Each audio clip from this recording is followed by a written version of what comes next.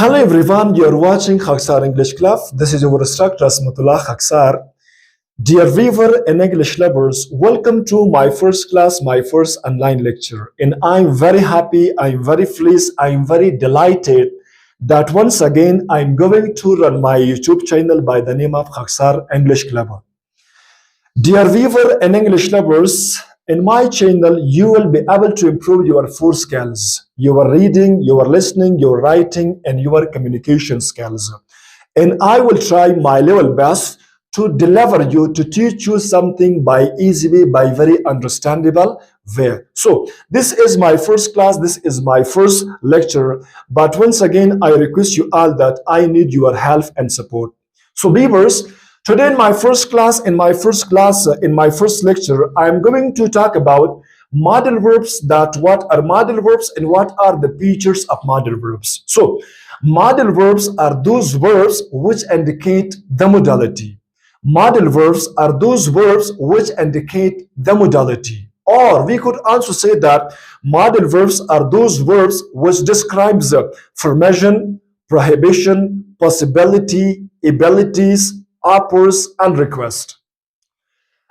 Dear viewer and English lovers, you have to know and you have to understand that in English language we have different modal verbs. They are may, might, must, will, would, shall, should, are to, and have to.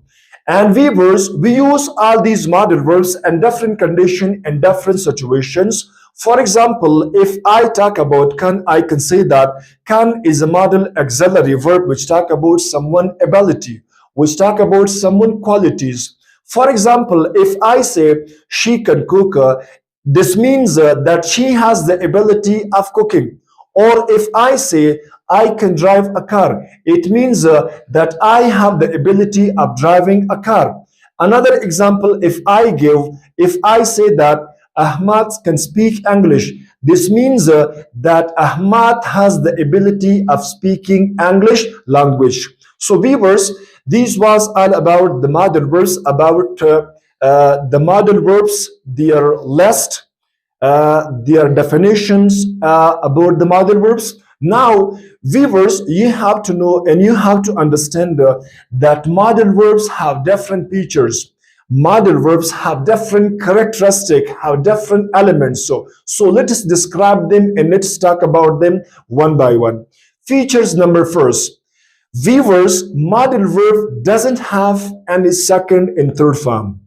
Feature number one, that modal verb doesn't have any second and third form. And feature number two, modal verb doesn't have any ing or present participle form. And viewers, you have to know that feature number three, modal verb doesn't take any s or es. And viewers, you have to know that feature number four, that before modal verbs we have to use bare infinitive, not to plus verb. For example, if I say I must to go to school, this sentence is completely wrong. We don't use to after the modal verbs. It means that we use bare infinitive, not to plus verb. For example, once again, if I say he can't to study English, the sentence is completely wrong, completely incorrect. The correct sentence will be she can speak English. This was feature number four. And feature number five, you have to know that before modal verb, we don't use don't or doesn't except have to. So dear viewer and dear English lovers, this was my first class, this was my first lecture about the modal verbs and about